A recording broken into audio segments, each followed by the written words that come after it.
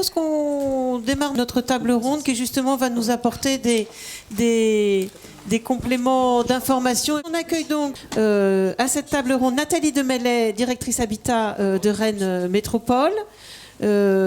Audrey Lincolnel, donc vous restez avec nous pour nous parler de Lille. Et puis on va accueillir aussi Imed Rohana qui nous parle de la situation sur Biarritz. Donc après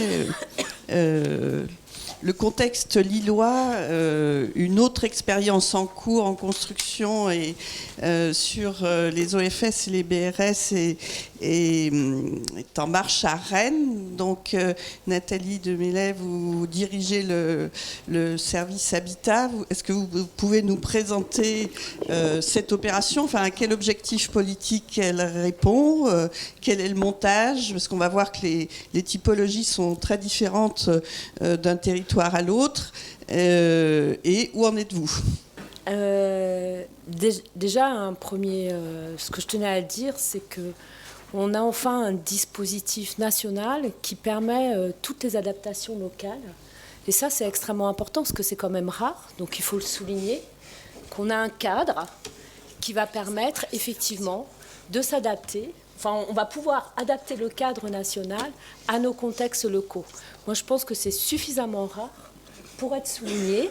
Et en tant que, effectivement, collectivité territoriale, on apprécie cette démarche qui est effectivement de définir en avançant les choses petit à petit. Donc voilà, c'est rare, donc je le dis. Et c'est très appréciable. Et notamment, vous allez voir que la situation de Rennes n'est pas tout à fait la même que celle qu'a décrite tout à l'heure Thierry Repentin, parce qu'on ne part pas du même point de départ. Nous, on part d'un point de départ un peu différent. On a un programme local de l'habitat depuis, qui a été renouvelé de manière successive et qui, depuis déjà un certain nombre, au moins depuis 2005, a défini opération d'aménagement par opération d'aménagement. Alors, ce que j'entends par une opération d'aménagement, c'est toute opération de plus de 30 logements, a défini les orientations programmatiques en fonction des différents types de produits, entre le logement social, l'accession sociale à la propriété, l'accession abordable et le libre.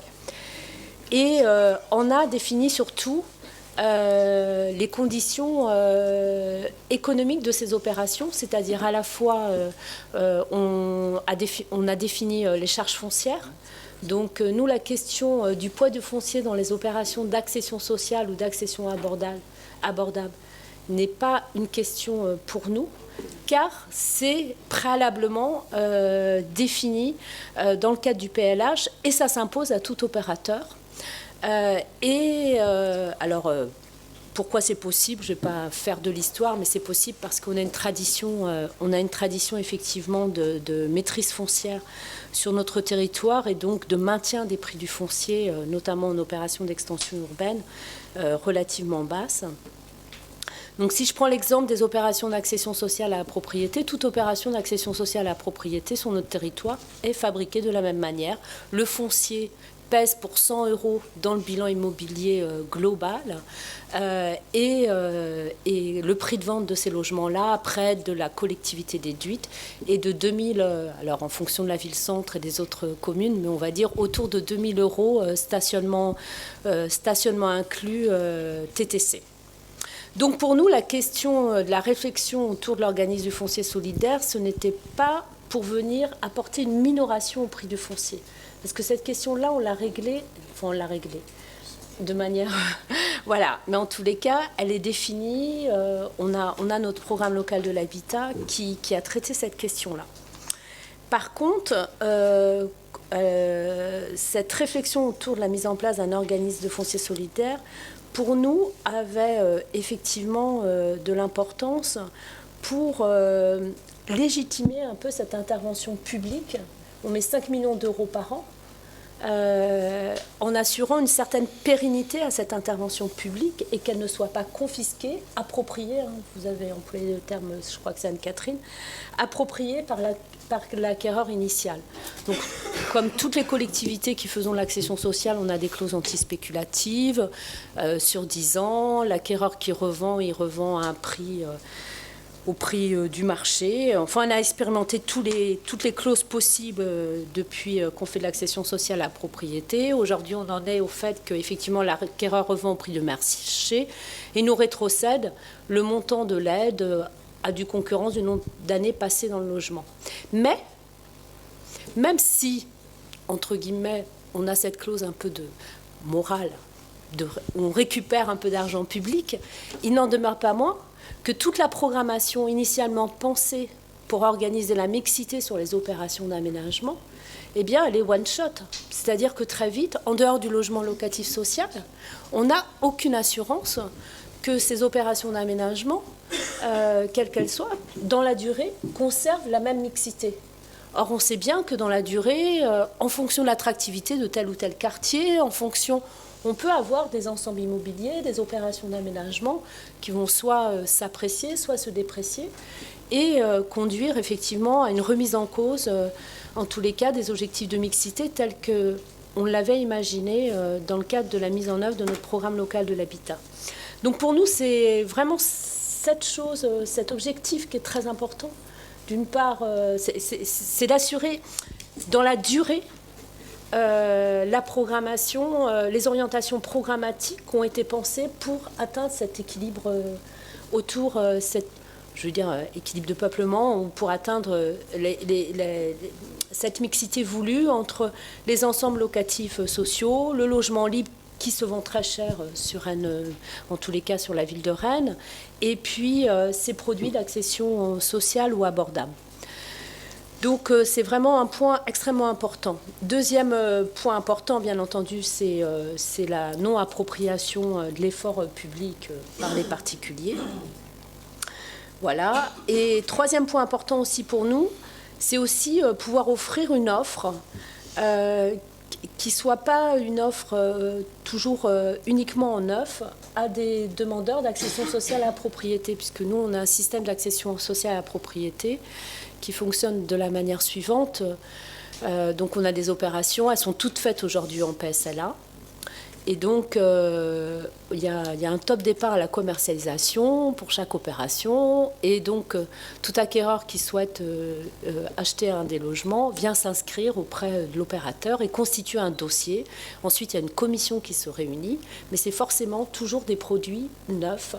Il faut toujours attendre très longtemps, c'est-à-dire entre le moment où la commission se réunit, c'est-à-dire juste après le PCE, hein, on va dire ça comme ça, et le moment où le logement est livré, surtout quand on est dans des immeubles collectifs en centre urbain, il peut s'écouler 3-4 ans. Et 3-4 ans dans la vie d'un acquéreur, c'est long. C'est très très long. Et notamment, on a quand même une demande qui se multiplie, et je pense que tous les territoires en sont confrontés à la même chose, de personnes qui se séparent, de femmes qui se retrouvent, ou d'hommes, qui se retrouvent donc à devoir rechercher un nouveau logement et n'ont pas la faculté de s'inscrire dans cette durée d'attente qui correspond à un schéma dans nos sociétés qui bougent de plus en plus. C'est vrai, c'est extrêmement long. Donc le fait de pouvoir se constituer aussi, d'avoir une offre en logement existant, c'est-à-dire au fur et à mesure où les logements, comme il a été dit tout à l'heure, muteront dans le cadre des BRS, eh bien, ils pourront constituer effectivement un stock de logements existants proposés à des acquéreurs qui souhaitent acheter plus rapidement leur logement. Autre élément important, Anne-Catherine l'a évoqué plusieurs fois tout à l'heure, donc je n'ai absolument pas oublié. Donc là, j'ai bien parlé de la question du logement neuf et du développement de l'accession sociale dans nos opérations d'aménagement. Mais on a aussi toute une réflexion autour de nos opérations de rénovation urbaine et notamment de diversification d'un certain nombre d'ensembles immobiliers plus particulièrement dans un quartier qui s'appelle le quartier de Morpas-sur-Aisne, où on a 10 tours composées de 90 logements chacune, et qui sont des tours donc à loyer très bas, des tours locatifs sociales, et on a un fort enjeu. Cet après-midi, il y a le comité d'engagement de l'ANRU. Donc voilà, il y a un très fort enjeu de pouvoir diversifier cette offre immobilière très sociale qui aujourd'hui est en grande précarité. Et donc un des objectifs, c'est effectivement de permettre une mixité à l'intérieur de ces tours en développant des produits d'accession sociale à la propriété, mais de conserver une gestion, c'est extrêmement important parce qu'il ne s'agit pas d'aller de faire 90 accessions sociales, enfin de transformer des tours entières, mais plutôt des plateaux dans ces tours-là. Et donc de pouvoir faire coexister dans les mêmes ensembles immobiliers du locatif social et de l'accession sociale à la propriété, tout en conservant une unité de gestion de ces ensembles immobiliers. Or, l'OFS pourra nous permettre, on l'espère, cela. C'est-à-dire qu'effectivement, un organisme HLM qui effectivement sera partie prenante d'un OFS pourrait rétrocéder donc le foncier de ces tours-là à cet OFS, mais assurer une égale et ensuite vendre les logements. Enfin là, on rentre un peu dans la technique, mais vendre ensuite que les logements. Et pas du tout le reste, pas du tout les parties communes, pas le foncier, pas forcément puisque c'est OFS, et vendre donc que la cellule logement à des futurs acquéreurs et offrir ainsi une égale gestion de cet ensemble immobilier et de ne pas se retrouver en situation compliquée de futures copropriétés dégradées. Donc pour nous, c'est extrêmement important, effectivement, qu'on puisse, sur ces ensembles immobiliers existants, pouvoir utiliser l'OFS pour pouvoir faire de la diversification de l'habitat. Est-ce que je continue ?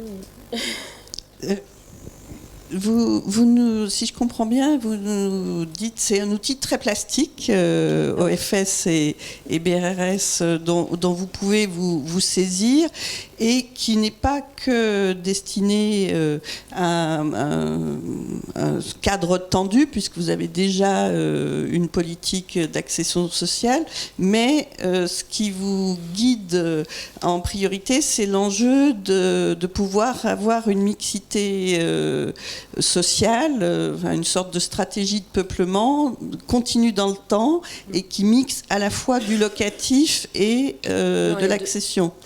Il y a deux choses. D'une part, assurer la pérennité de la mixité dans les opérations nouvelles d'aménagement. Donc ça, c'est la première chose.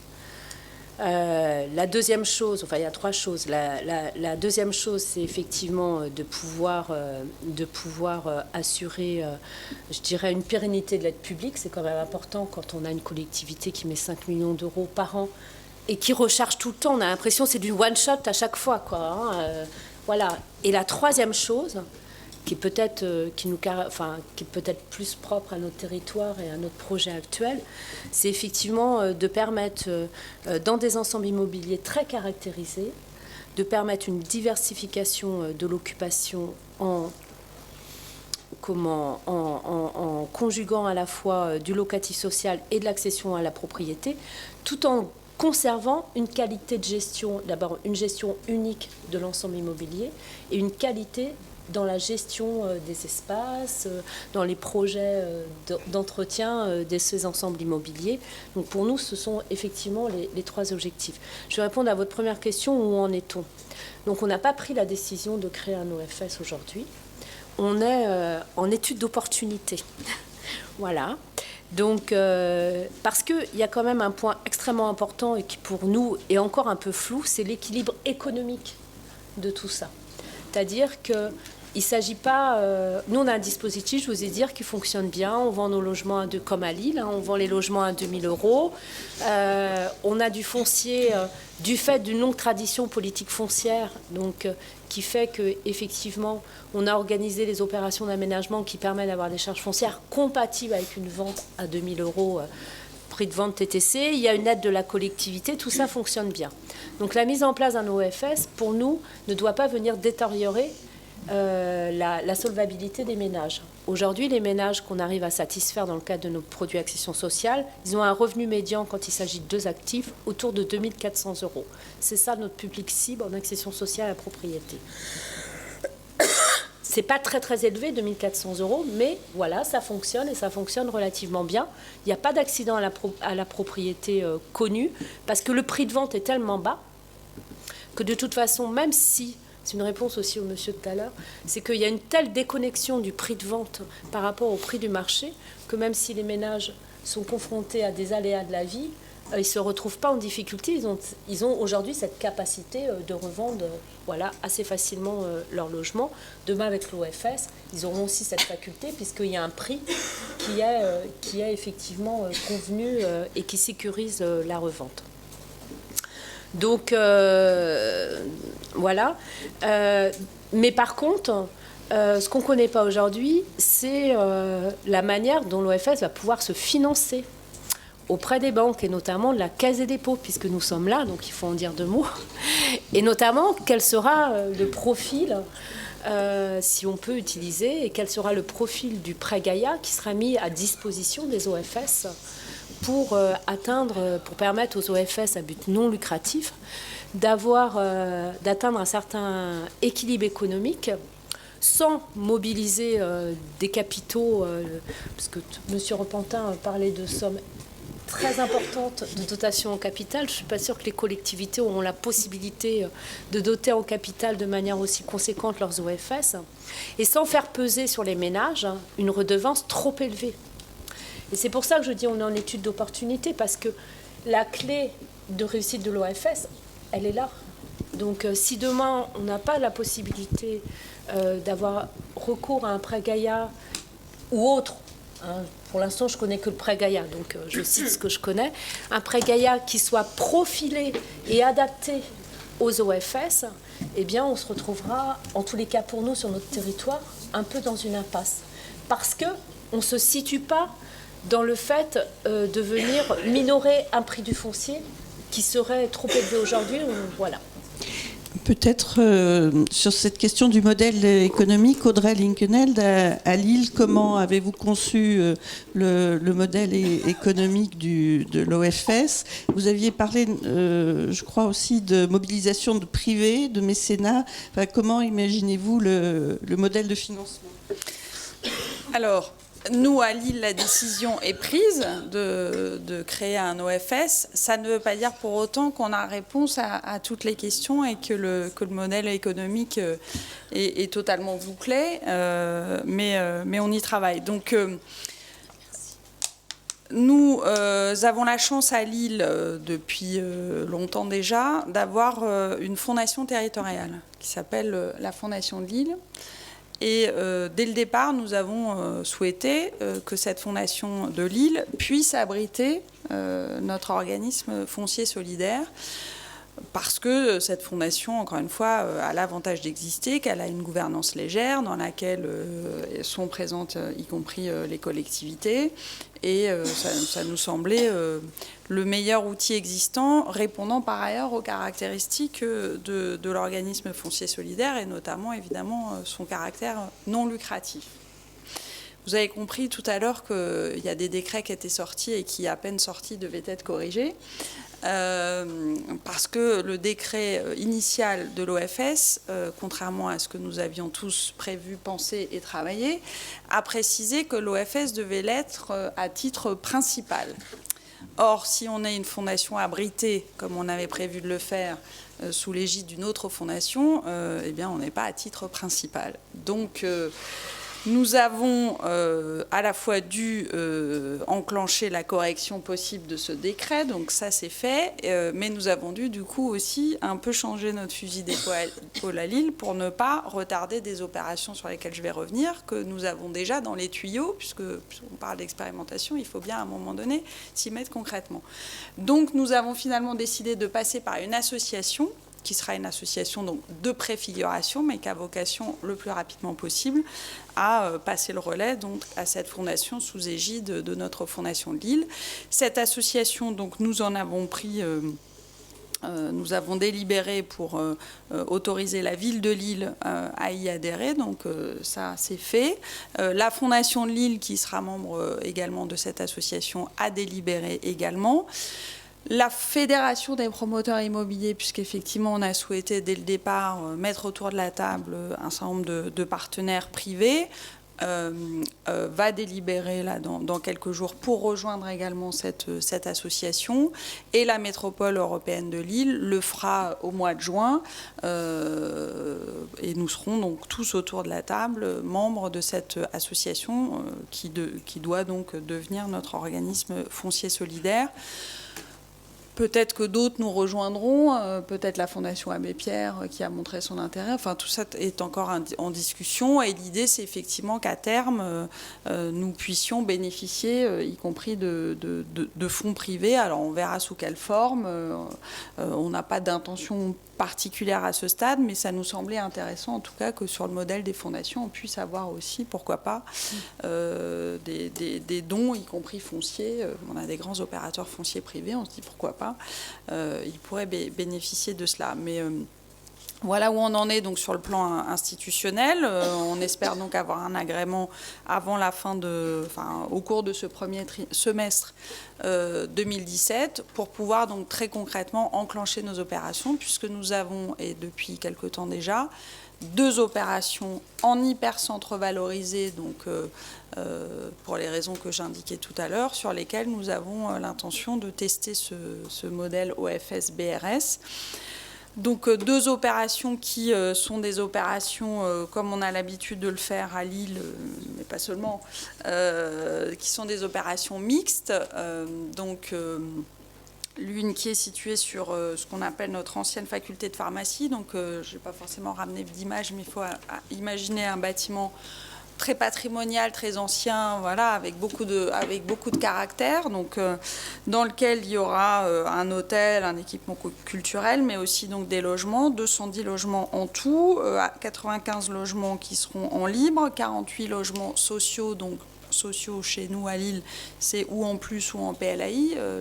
PLS pour nous est plutôt du logement intermédiaire, mais il y en aura donc 54 logements PLS en usufruit locatif social. Donc on teste, enfin c'est pas la première fois qu'on en fait, mais on fait aussi du démembrement. Et donc à peu près 13 accessions abordables à la propriété que nous proposons donc de tester sur ce mode du BRS. Nous avons déjà pour cette opération délivré le permis de construire, et nous espérons donc enclencher les sessions et les travaux à la fin du premier semestre. Donc d'où l'intérêt d'avoir notre agrément. Ça, c'est la première opération. Et la deuxième, qui n'est pas très loin de la première, qui est aussi dans un ensemble patrimonial assez important, qui se situe juste à côté de notre tribunal administratif qui vient d'être nouvellement inauguré. Il y aura là 90 logements, 50% en logement social locatif et 20% donc en accession abordable à la propriété, ce qui représente a priori 19 logements en BRS. Je précise que donc, nous travaillons avec des promoteurs et des bailleurs avec lesquels nous avons l'habitude de travailler et qui sont relativement bien installés sur la place lilloise mais aussi nationale. Donc dans la première opération, nous travaillons avec un promoteur qui s'appelle Finapar et avec un bailleur social qui s'appelle Vilogia, que vous devez connaître, qui certes a son siège dans notre région à nous, mais qui est connu un peu ailleurs également. Et dans la deuxième opération, le promoteur, c'est Logé Habitat, qui est un opérateur plutôt régional, mais pour la petite histoire, son dirigeant est l'ancien président de la Fédération des promoteurs immobiliers. Donc vous voyez bien qu'on essaye d'embarquer avec nous ceux avec lesquels on travaille au quotidien. Et le bailleur social est INA 3F, donc adossé à 3F que vous connaissez aussi ailleurs qu'à Lille. Voilà notre opération. On a donc pour cela réfléchi évidemment aux redevances qu'il faudra pratiquer, à ce fameux loyer foncier dont il était question. Pour l'instant, les choses sont encore en calage, mais on est aux alentours d'1 euro par mètre carré pour cette redevance. On sait puisque à partir de cette première opération lilloise, nous aussi on a eu finalement, et y compris grâce à Espacité et au travail qu'on mène ensemble, d'autres idées pour faire de l'OFS et du BRS sur notre métropole. On sait que ce niveau de redevance s'adaptera sans doute à la nature des opérations qu'on choisit. Là, on est donc dans du neuf, dans de l'hypercentre valorisé. Mais on imagine aussi de faire ce type d'accession abordable à la propriété dans nos quartiers, soit en rénovation urbaine, soit en quartier prioritaire au titre de la politique de la ville. Et où on se doute que donc on pratiquera sans doute des prix un petit peu différents, et on sait que la redevance sera peut-être dans le neuf valorisée plutôt à 80 centimes, 1 euro du mètre carré, et peut descendre à plus faible si on est dans des opérations plutôt en rue ou QPV. Voilà, et de la même manière, notre minoration foncière, enfin en tout cas la valeur foncière de départ pour ces opérations sera sans doute aussi différente en euros au mètre carré selon qu'on se situe dans tel ou tel quartier ou dans telle ou telle opération. Aujourd'hui, on a imaginé à être plutôt aux alentours de 130 euros du mètre carré dans des opérations qui ressemblent à celles que je vous ai décrites, et plutôt à 80 euros du mètre carré si on est dans des endroits, dans des quartiers moins valorisés et un peu dépréciés, pour certains en tout cas. Donc voilà où nous en sommes sur cette expérience. Mais c'est vrai que et le fait que la métropole européenne nous rejoigne en juin seulement s'explique aussi par le fait qu'elle réfléchit à vraiment élargir le plus possible cette possibilité de BRS à des cas qui sont pas forcément totalement similaires à celui que je vous ai décrit. On est dans une métropole où on a beaucoup de quartiers anciens dégradés, dans une métropole où on sait historiquement, un peu comme Rennes, très bien faire de l'accession abordable à la propriété dans le neuf. Je ne vous redonne pas les chiffres que je vous ai donnés tout à l'heure, mais si on s'y met tous et si on s'y met bien, on y arrive. Sauf qu'évidemment, avec ça, on n'a largement pas résolu une grande partie de nos difficultés, puisque aujourd'hui, faire de l'accession abordable à la propriété dans l'ancien est beaucoup plus difficile. On essaye péniblement, ça demande là aussi un gros investissement technique, humain et financier, mais pourtant c'est aussi là que se situe l'enjeu de la diversification d'un certain nombre de nos quartiers justement anciens dégradés, et puis l'enjeu de la disponibilité, parce que à Lille, comme dans toutes les villes, le parc neuf, ça doit représenter 1% de l'ensemble de la production, et c'est pas avec ça qu'on répond à la demande importante de nos ménages, que ce soit en locatif ou en accession. Donc on essaye aussi d'anticiper vraiment l'ensemble de la palette, et on sait que forcément les équilibres économiques, pour répondre à votre question, seront forcément différents d'un endroit ou l'autre, et c'est l'ensemble de tout ça qui doit faire le business plan de notre organisme foncier solidaire. Donc on va le construire avec ces deux opérations. On n'exclut pas d'y intégrer une ou deux autres opérations un peu différentes à l'extérieur de notre ville, mais à l'échelle de la métropole. Et puis à partir de là, on verra comment ça tourne. Aujourd'hui, on a fixé des cotisations pour l'organisme foncier solidaire de ses membres adhérents, puisqu'il faut bien à un moment donné un peu de sous quand même. Donc la ville de Lille, je crois, c'est 5 000 €, donc c'est pas grand-chose. La ville de Lille mettra également à disposition un quart de TP pour gérer les premiers agréments des acquéreurs, etc. Donc là non plus, c'est pas grand-chose. Donc encore une fois, c'est des structures assez légères, parce qu'on sait que sinon ça ne fonctionnera pas, mais on apprend en marchant, donc on espère qu'avec tout ça, on ne met personne en fragilité, et certainement ni les acquéreurs ni les collectivités. Merci. Donc 2 expériences en cours dans des métropoles. Alors un autre contexte avec le témoignage d'Imed Robana. Vous êtes directeur général du comité ouvrier du logement en Pays Basque, et vous travaillez au montage d'une opération, ou plus largement d'une démarche d'OFS à Biarritz. Vous pouvez nous expliquer où vous en êtes, qui a été à l'initiative, quels sont les objectifs de votre opération ? Alors très vite, peut-être présenter le COL.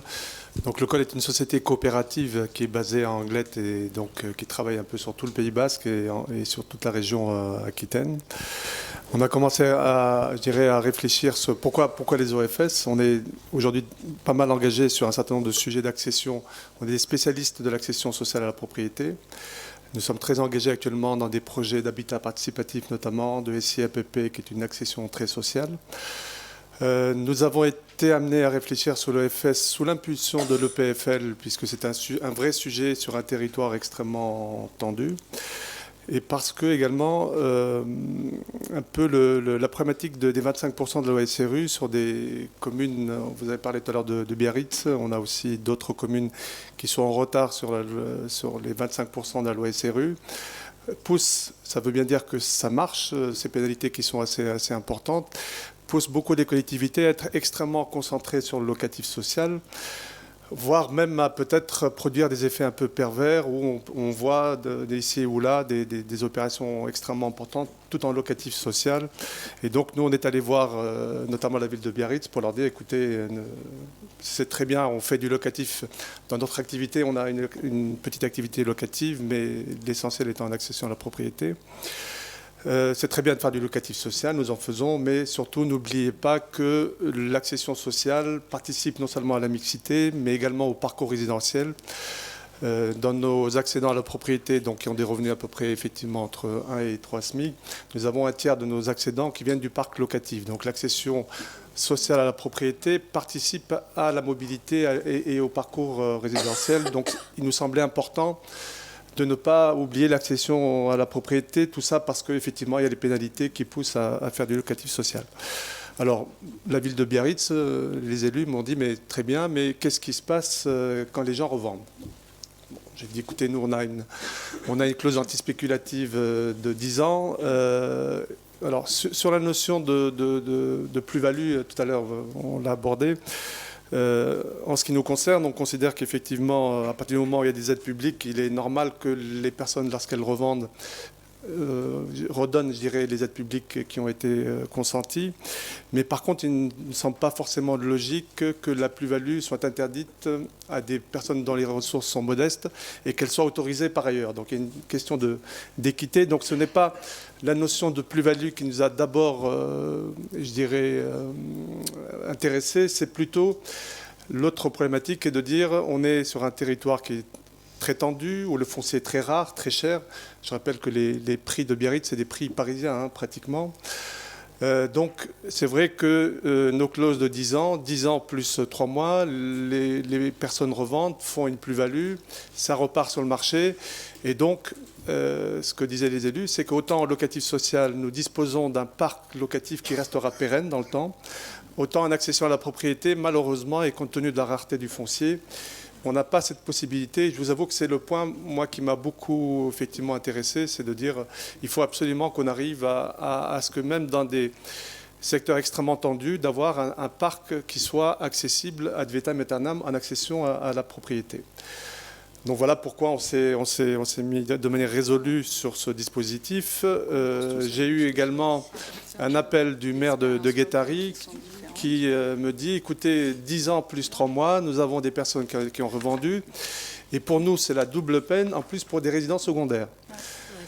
Voilà, donc c'est un vrai sujet. Et c'est pour ça que très très vite, effectivement, sous l'impulsion de l'EPFL, nous avons commencé à travailler surtout sur le modèle économique. Parce que c'est vrai que culturellement, et encore plus dans le Pays Basque, on est très attaché à la terre. Comment essayer d'arriver à avoir quelque chose qui ne soit pas juste effectivement une belle idée en l'air, mais qui soit effectivement possible. Et est-ce qu'on peut intéresser des personnes en fait avec des produits de ce type-là? Donc on a commencé sur un cas concret effectivement à Biarritz. On a fait des simulations.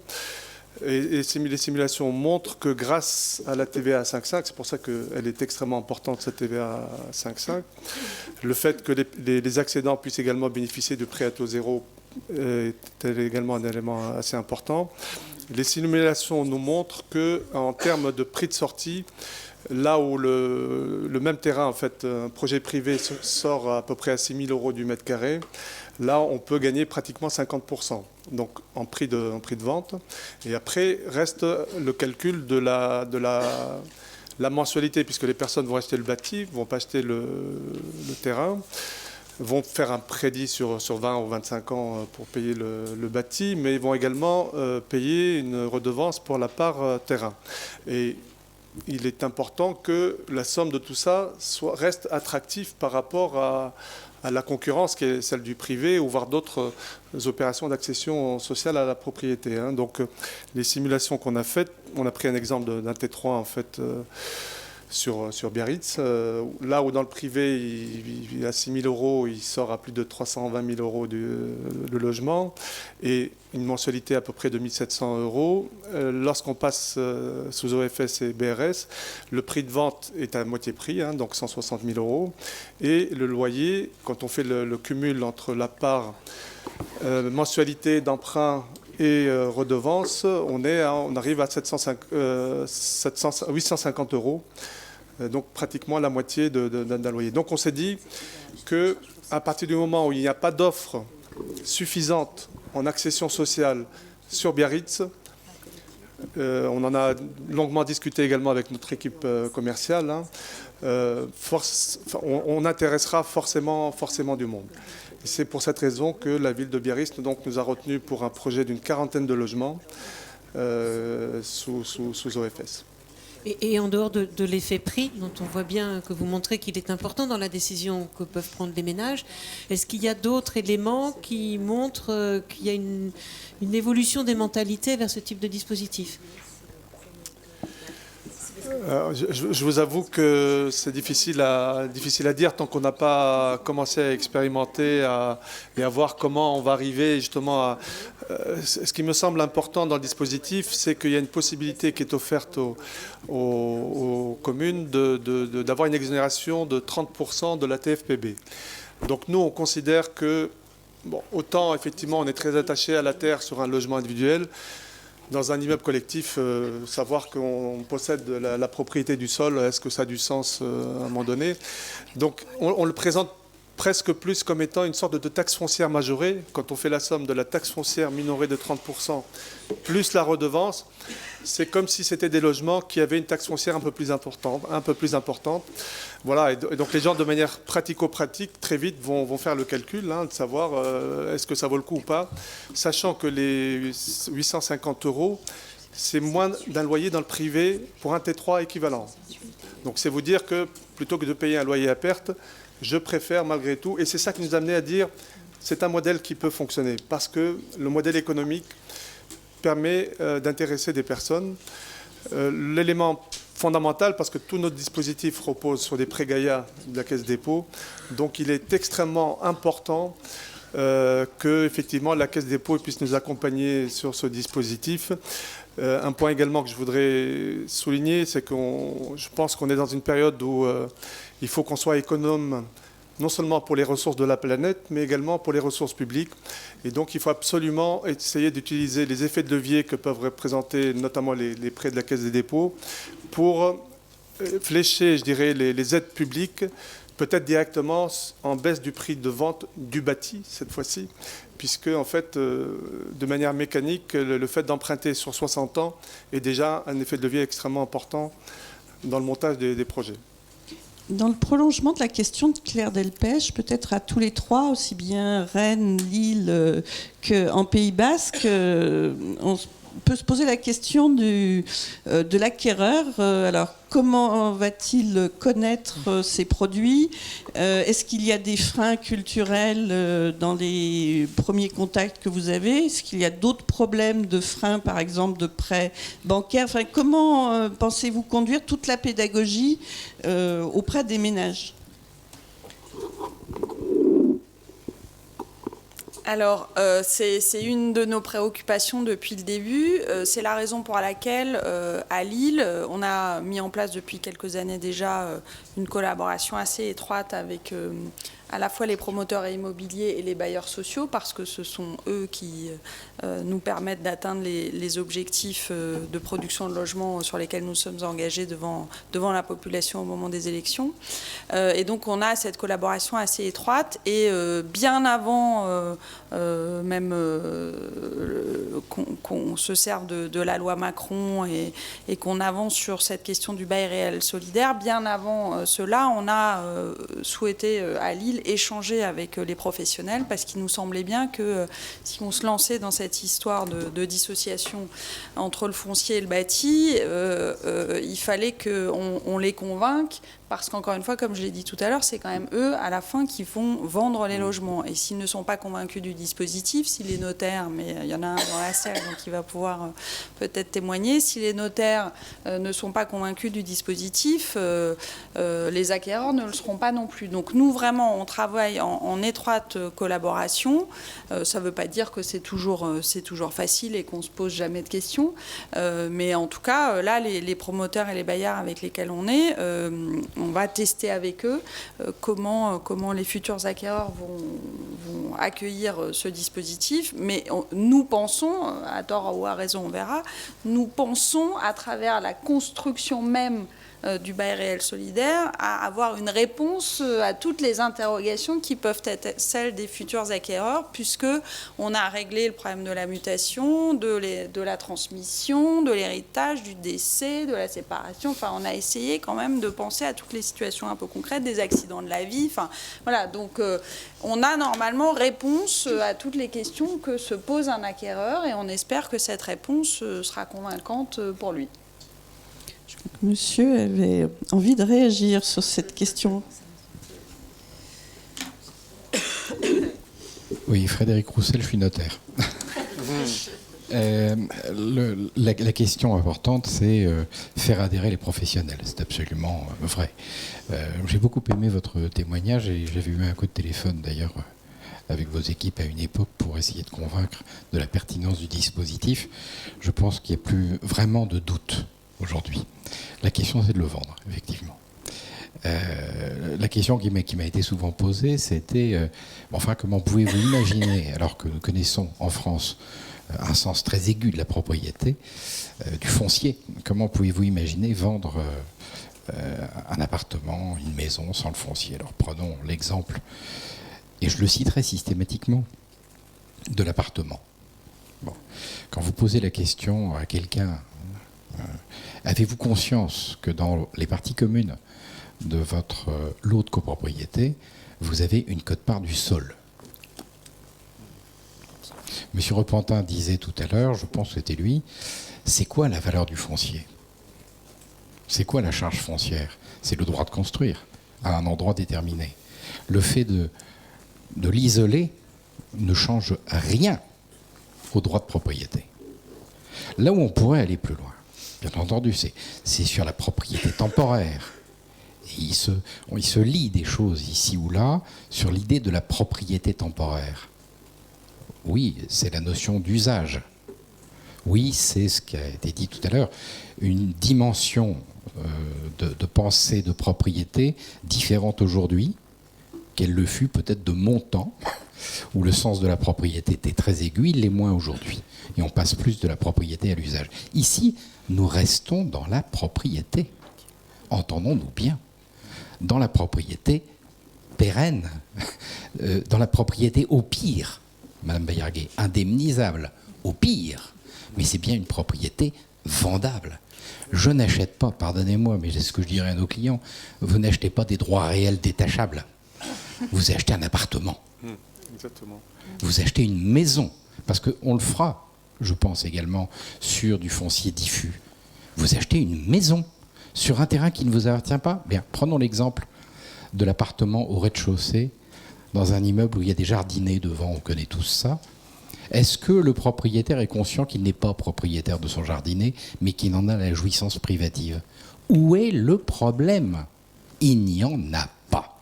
Bon, ce qui est perçu comme étant une atteinte au droit de propriété, c'est l'atteinte à la plus-value. Ça, c'est une question qui est sensible.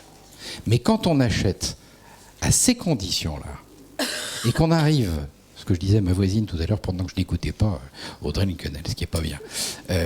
Voilà, c'est pas bien. Non, mais c'est très bien.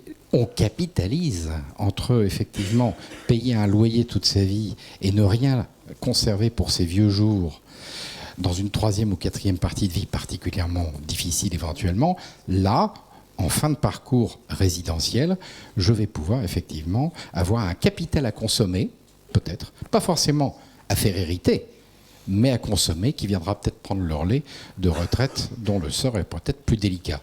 Donc le dispositif, rappelons-le, je pense que s'il faut montrer la salle des machines à quelqu'un qui monte dans une cabine de paquebot, ça ne va pas bien fonctionner. On va lui montrer la cabine et on va lui montrer les choses agréables à voir. La machinerie dont on a parlé ce matin, ça ne va pas l'intéresser. Imaginez-vous, pour les plus anciens d'entre nous, ce qu'a été le démarrage du PSLA. Pardonnez-moi, mais tout le monde a dit « mais qu'est-ce que c'est que cette usine à gaz ? On ne va jamais réussir à vendre ça !» Et aujourd'hui, on nous dit « oh, mais dites donc, vous pourriez peut-être revenir à la location-accession quand même. Hein. Ça serait plus simple. » Ça me fait rire. Voilà. Je pense qu'on est à l'aube d'une solution, probablement, moi j'en ai la conviction absolue, hein, mais d'une solution de remplacement d'un dispositif existant, parce que les deniers publics sont en jeu, alors que ce soit les deniers publics d'État ou des collectivités, voire pourquoi pas des marges des promoteurs, bon, et bien qu'au moins ce soit fait une fois pour toutes, et que seul le premier acquéreur n'ait pas à en bénéficier. Je crois qu'on est tous d'accord pour le dire, sinon on devient vraiment dans l'achat d'opportunités. Je voulais juste préciser une chose, parce que j'ai senti que c'était important pour vous sur la question de la plus-value. En tout cas, dans la manière dont on a imaginé les choses au Parlement, il a toujours été question d'un raisonnement anti-spéculatif, mais pas d'un raisonnement anti-plus-value. Voilà. Pour moi, c'est deux choses différentes. Oui, je le dis d'autant plus que l'amendement initial que j'ai porté, qui a permis la création de ces nouveaux organismes fonciers solidaires, était donc un amendement à la loi ALUR, qui est aussi celle qui reconnaît pour la première fois l'habitat participatif, et que nous avons eu ce débat sur l'habitat participatif avec un certain nombre de coopératives qui voulaient un système totalement non spéculatif, c'est-à-dire avec des statuts qui ne permettaient pas de plus-value. Et moi, je suis très attachée à l'habitat participatif, mais j'aime bien les choses qui peuvent se diffuser le plus largement possible et qui ne restent pas réservées à 2-3 convaincus qui sont très, très, très marginaux. Tant mieux pour eux, mais moi j'aime bien quand on parle au plus grand nombre possible. C'est pour ça que sur cette accession abordable à la propriété, j'ai beaucoup tenu, je le redis, à ce que ça soit non exorbitant du droit commun. Et de la même manière pour l'habitat participatif, j'avais beaucoup tenu à ce qu'on puisse s'inscrire dans ces sociétés d'habitat participatif, y compris en imaginant certes une limitation de la plus-value, mais dans limitation de la plus-value, il y a limitation, mais il y a aussi plus-value. Et donc qu'on puisse quand même, à un moment donné, envisager une petite plus-value. Voilà. Et là, c'est la même chose. Le sujet, c'est simplement que cette plus-value, quand elle existe, elle ne retombe pas uniquement dans la poche de l'acquéreur qui a bénéficié à un moment donné de fonds publics, mais qu'elle puisse aussi, au moins en partie, et chacun calculera dans le modèle de l'OFS ce qui lui paraît la meilleure répartition, mais qu'elle puisse aussi retomber dans la poche de la collectivité si elle a mis l'argent public. Donc vraiment, soyez rassurés de ce point de vue-là, en termes d'état d'esprit en tout cas. Après, encore une fois, ça peut se décliner de manière différente dans les territoires, et ceux qui veulent faire totalement du non spéculatif total, ils le peuvent, mais en tout cas l'état d'esprit était bien celui-là au départ. Anne-Catherine Leneuf voulait aussi compléter. Rapidement sur le témoignage de Maître Roussel et la montée en généralité de cette question entre guillemets de l'acceptabilité sociale ou marketing. Je pense que son témoignage est très éclairant parce que c'est un acteur très éclairé et très éclairant sur ce sujet. Vous êtes très engagé sur l'émergence législative du dispositif bail réel solidaire, donc vous êtes vous-même très porteur de ces convictions et de cette clairvoyance sur le modèle. Ça montre toute la nécessité de pouvoir faire monter en compétence le réseau d'acteurs locaux dans les autres autres territoires que les territoires lillois, pour permettre également effectivement aux acteurs de l'immobilier, aux banques, aux acteurs financiers de bien comprendre ce qui se joue et de bien pouvoir se l'approprier dans des termes aussi simplifiés, enfin pas simplifiés, c'est pas simplificateur, mais en tout cas avec une vraie conviction sur la manière dont on peut interpréter les textes sans rentrer dans des discours technocratiques. Je crois qu'il y a des ADIL qui sont présentes dans la salle, par exemple. Typiquement, les ADIL, c'est très important qu'elles soient bien sensibilisées, compétentes, aguerries sur le sujet pour pouvoir, auprès des citoyens des territoires, être en capacité d'expliquer ce qui se joue, les droits, les devoirs de l'acquéreur, et le faire avec des mots intelligibles pour cet acquéreur. Il y a Dominique Figeac qui veut dire. Alors voilà, merci beaucoup. Voilà. On a la chance effectivement d'avoir avec nous Dominique Figeac, qui est donc l'auteur d'un rapport sur le foncier, qui est sorti assez récemment. Ce serait intéressant d'avoir votre sentiment sur ces questions. Elles sont évoquées d'ailleurs dans votre rapport de façon favorable. Donc dites-nous un petit peu ce que vous en pensez, comment vous voyez les choses. Oui, je vais vous faire part de quelques réflexions et puis surtout apporter des prolongements au débat tout à fait passionnant qui est intervenu déjà ce matin. Alors d'abord, très vite, ça fait très longtemps que avec d'autres, je conduis une réflexion sur ce que pourrait apporter dans notre pays le démembrement de propriété. Il existe déjà, il est souvent pratiqué de manière assez classique par la formule des baux amphithéotiques, et en particulier pour le logement social. Moi, je me réjouis, alors vous ne pouvez pas imaginer avec quelle intensité, que le dispositif de foncier solidaire OFS-BRS permette, dans le domaine de l'accession à la propriété, de mettre enfin en place une alternative au modèle binaire que l'on connaît aujourd'hui, c'est-à-dire soit on est dans le locatif social classique, soit on fait de l'accession privée. On sort de ce modèle binaire. Il y a eu, ça a été cité à plusieurs reprises ce matin, une expérience antérieure qui allait dans ce sens-là, qui était le pass foncier. J'avais beaucoup contribué à ce qu'elle puisse se développer. Elle a malheureusement avorté dans des conditions que je déplore, donc il faudra veiller à ce qu'il n'en soit pas de même pour ce produit-là. Et notamment des conditions qui avaient été mises à l'époque sur l'engagement nécessaire des collectivités dans le développement du pass foncier, qui avait créé des blocages. Alors j'y reviendrai sur les conditions de développement du bail, enfin de l'organisme foncier solidaire et du bail réel solidaire. Donc on est sur un dispositif qui, de mon point de vue, est tout à fait positif. Et au passage, j'en ferai pas des tonnes, mais je voudrais saluer l'opiniâtreté et l'engagement d'Audrey Linkael, parce que si elle n'avait pas été là... Elle l'a dit elle-même d'ailleurs, c'était pas initialement dans le projet de loi Allure, mais c'est un amendement qu'elle a porté au projet de loi Allure, et si elle s'était pas bagarrée comme elle s'est bagarrée pour faire sortir ce dispositif, convaincre l'administration qui a ensuite activement coopéré, on n'en serait pas là aujourd'hui. Et je sais qu'elle l'a fait en particulier avec des assistances, en particulier de Frédéric Roussel qui vient de s'exprimer. Donc chapeau pour être parvenu aujourd'hui aux conditions qui permettent un développement. Alors c'est un peu là-dessus que je voudrais prolonger le débat, parce que donc, tout en adhérant de manière extrêmement positive à ce dispositif, je pense, et le débat l'a montré, sans revenir sur tout ce qui est justement les atouts, qu'il y a quand même des conditions de réussite pour le développement sur lesquelles il faut un peu revenir. Et pour aller vite, j'en vois trois principales. La première, c'est l'engagement politique des collectivités. La deuxième, c'est la réponse à la complexité du dispositif. Elle a été évoquée en termes commerciaux, mais ça ne suffit pas. Et la troisième, c'est tout ce qui tourne autour du modèle économique. Alors, pour développer très rapidement un petit peu cela, l'engagement politique des collectivités, moi, ma conviction, je crois que ça a été assez bien illustré à travers tout ce qui a été dit là, c'est que d'une manière ou d'une autre, il peut y avoir plein de modalités. C'est intéressant parce qu'à travers l'exemple de Rennes, de Lille, du Pays Basque, et j'espère qu'il y en aura d'autres demain, on voit bien que c'est à chaque fois des modalités différentes. Il n'y aura pas de développement de ce dispositif sans un engagement politique des collectivités, non seulement en termes de volonté politique, mais en termes de moyens qu'ils peuvent apporter moyens financiers qu'ils peuvent apporter au développement du dispositif. Alors, ceci exige un petit rappel économique, mais je vais le faire bref, excusez-moi. Le bail amphithéotique, par exemple, d'une manière stricte, ça ne réduit pas le coût du foncier. Ça le lisse dans le temps. Si on fait un calcul économique, dans la durée, on aboutit à une valeur foncière qui n'est pas minorée.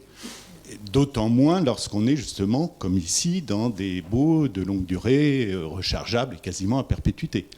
Ce qui permet de minorer le foncier, il faut le dire clairement, c'est la part publique qui est apportée et qui, par ailleurs, lissée dans le temps, permet d'avoir effectivement un coût du foncier. Donc ça, il faut quand même le dire, parce qu'il faut dissiper cette illusion économique qui existe assez fréquemment, que parce qu'on fait un bail amphithéotique, on baisse le coût du foncier. Non, on ne baisse pas. Ce qui le fait baisser, c'est l'intervention publique.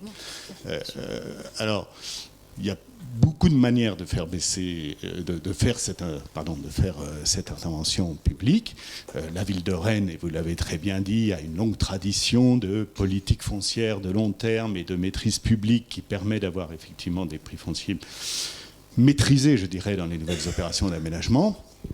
Il y a des interventions qui se feront plus ponctuelles je ne reviens pas sur tous les dispositifs, mais s'il n'y a pas cela, et moi je pense qu'il faut le dire clairement dans le message qu'on porte sur ce dispositif de la part des collectivités locales, il n'y aura pas, sauf, et ça peut se produire, quelques apports de concours privés par le biais de fondations. Il peut y en avoir, mais ça restera toujours minoritaire. Il faut qu'il y ait une volonté politique pour porter le projet, qui peut parfaitement se justifier justement par la volonté d'ouvrir les mécanismes d'accession des ménages dans leur parcours résidentiel et d'avoir un foncier, d'avoir une accession abordable. Mais s'il n'y a pas un engagement de la collectivité, ceci ne se fera pas. À cet engagement, il peut prendre, et moi je pense que c'est quand même une des voies de développement, un apport en nature du foncier aux organismes de foncier solidaire. Il peut y avoir bien sûr des financements en cash, il peut y avoir quand même beaucoup d'apports fonciers, et quand on sait, Thierry Repentin évoquait le foncier de l'État, mais quand on sait ce dont disposent un certain nombre de collectivités, et notamment de collectivités dans des grandes métropoles en matière foncière, je pense qu'il y a du gisement, il y a de la marge pour faire cela. Et très souvent, d'ailleurs, ce serait une bonne optimisation d'un foncier dormant. Et je pense pas uniquement à des terrains vierges, mais je pense aussi à du bâti existant.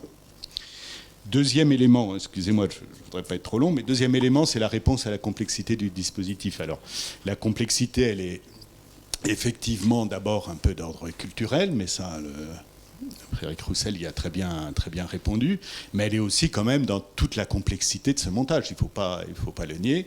Et la réponse à ça, il faut savoir que ça va nécessiter une ingénierie très importante. Alors là aussi, bravo à Espacité d'avoir initié dans tout le réseau de l'ingénierie une compétence et une capacité d'assistance aux collectivités. Il est impératif qu'elle se développe. On a cité les ADIL. Moi, je pense que les agences d'urbanisme devraient aussi être capables de jouer un rôle au moins de formation et d'animation. Il va falloir les services de l'État, bien sûr, mais les notaires, au premier rang, que les notaires deviennent des conseils fonciers immobiliers des collectivités locales. Ils le sont parfois, mais très insuffisamment. Pour promouvoir ce type de dispositif. En tout cas, il ne décollera pas s'il n'y a pas toute une ingénierie qui se constitue et qui permet auprès de tout le réseau d'acteurs, les collectivités locales, les professionnels, bien sûr les bailleurs sociaux, l'ensemble des intermédiaires, dans certains cas les propriétaires fonciers eux-mêmes, de comprendre et in fine de bien vouloir adhérer à cela. Il ne faut pas nier l'enjeu que représente cette réponse à la complexité. Et puis enfin, on y vient, ça a été pas mal abordé, mais j'y reviens quand même, l'équilibre du modèle économique.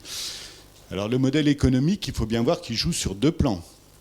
Le modèle économique des organismes de foncier solidaire eux-mêmes, et donc leur capacité de financement, sauf apport massif de foncier par la collectivité dans des conditions particulièrement favorables, il faudra que ces OFS s'endettent.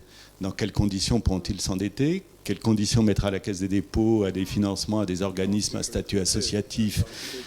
La Caisse des dépôts le fait, mais elle n'a jamais été, pour avoir pas mal travaillé à la Caisse des dépôts, je sais qu'elle n'a jamais été un fervent enthousiasme de modèle juridique qu'elle considère à statut un peu précaire. Donc il faudra que ceci soit réglé. Et puis il y a le modèle, il y a les conditions de financement des preneurs du bail, c'est-à-dire des acquéreurs. Et là, il y a quand même encore beaucoup de questions qui ne sont pas réglées. En particulier, et j'aimerais bien entendre le représentant du Crédit Foncier qui est là, quel sera le comportement des banques vis-à-vis d'une garantie qui existera juridiquement, la garantie hypothécaire sur le droit réel. Mais là aussi, on sait que les banques sont quand même assez frileuses, dès qu'on est sur des garanties, sur des droits réels qui sont eux-mêmes très encadrés, très réglementés, etc. Donc quel sera le comportement des banques dans ce domaine, non seulement en termes de prêts, mais surtout en termes de garanties qui seront exigées. Le problème de l'APL, qui a été quand même mentionné. Moi, je ne vois pas quand même, si le processus continue à se développer, ce que je souhaite, qu'il n'y ait pas là aussi, qu'on ne rentre pas dans le droit commun, une APL, mais on voit bien que ça va jouer sur le modèle économique. Donc, il y a des équilibres à trouver sur le modèle économique qui trouveront leur réponse dans les expérimentations en cours. C'est pour ça que c'est très intéressant que ces expérimentations se développent, mais qui aujourd'hui sont certainement un frein à une généralisation à grande échelle et à une capacité de l'ensemble des acteurs à adhérer assez largement à cela. Très bien. Merci beaucoup pour ces précisions. Alors, il y a peut-être effectivement une question qui se pose. Nathalie, je voulais réagir. Pour répondre à la question sur la commercialisation de ce produit-là, enfin, nous, en tous les cas, sur le territoire de Rennes, on fera le choix, vraisemblablement, de ne conserver qu'un produit d'accession sociale à la propriété. C'est-à-dire, trop d'offres tuent les offres et la lisibilité des offres. Donc, vraisemblablement, on fera le choix, au moins sur le cœur de métropole, ville de Rennes et les communes cœur de métropole, là où sont les marchés les plus tendus, de ne faire de l'accession sociale que via ce système OFS-BRS en collectif. On est beaucoup plus perplexe sur la mobilisation de l'OFS-BRS en individuel.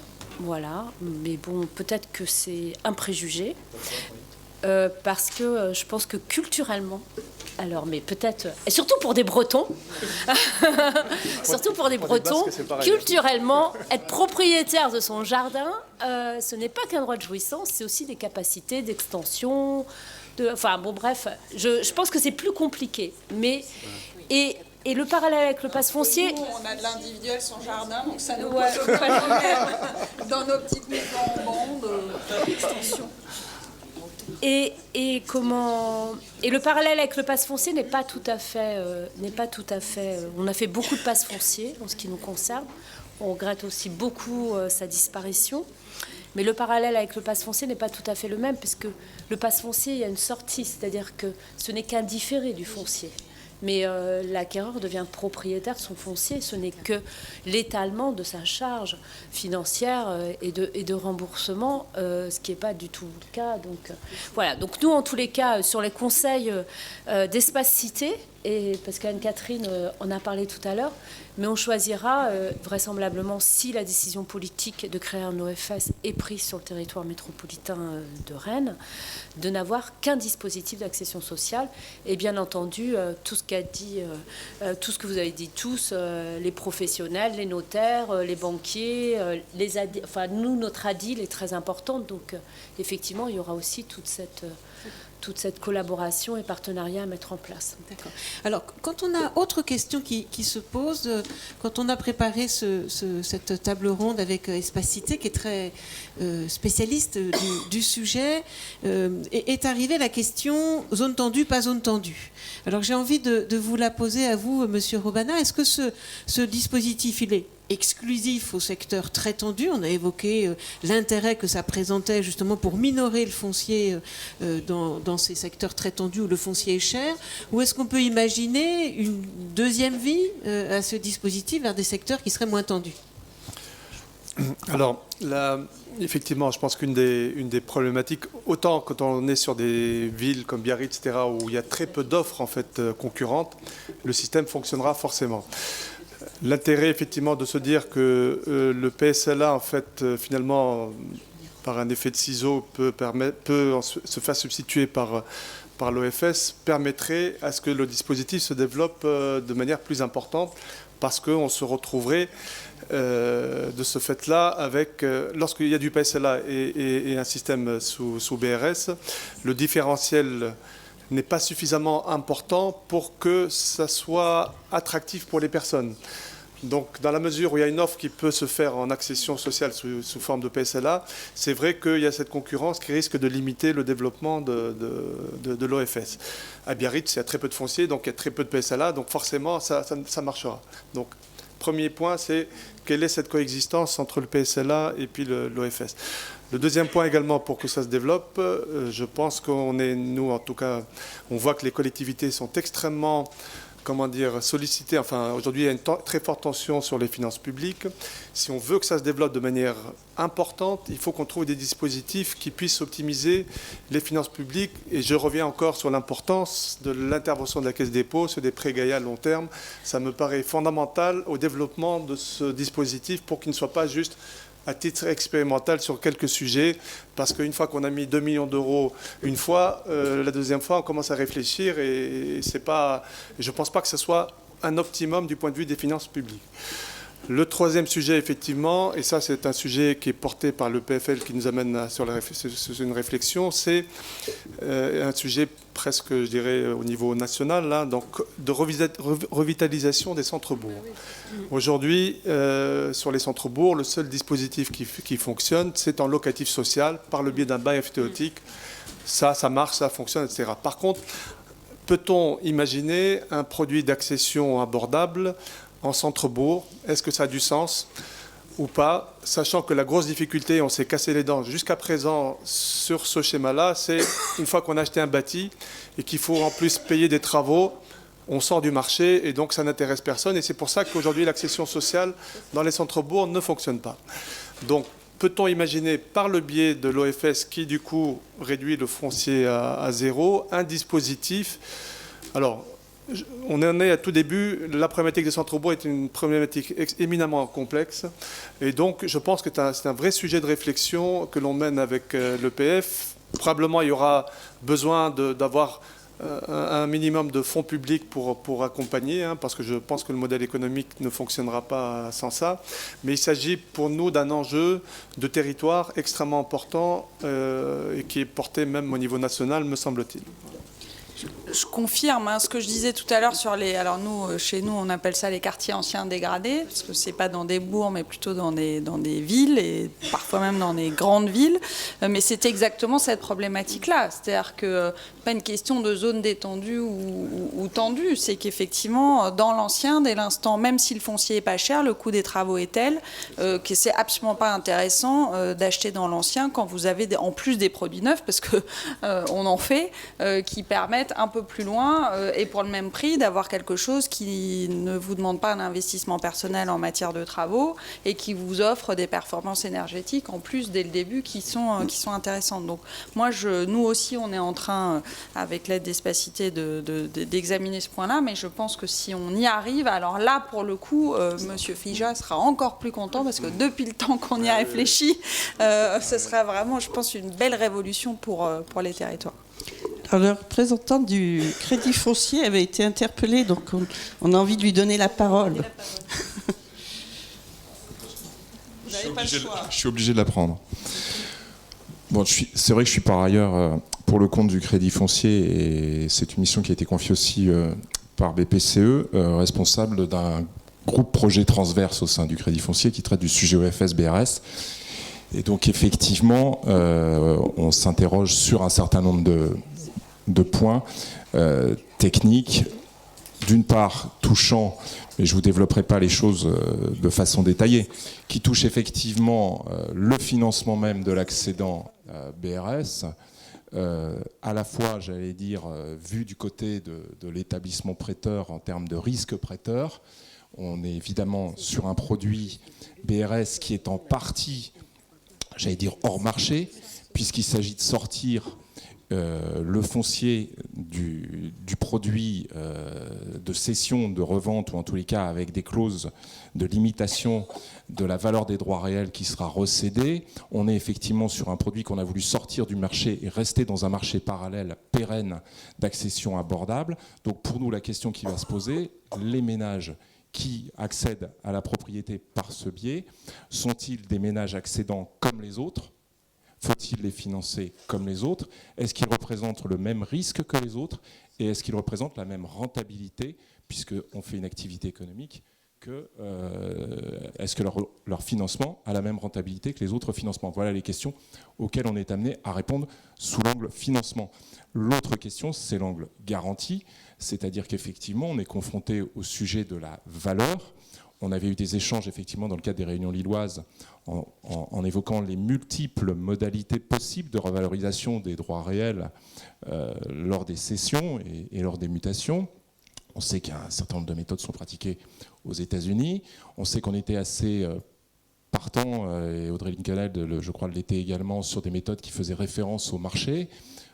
J'ai regardé attentivement les décrets qui seront proposés au CNH, donc au Conseil national de l'habitat, en début de semaine prochaine, concernant effectivement les limitations de valorisation faisant référence à l'IRL.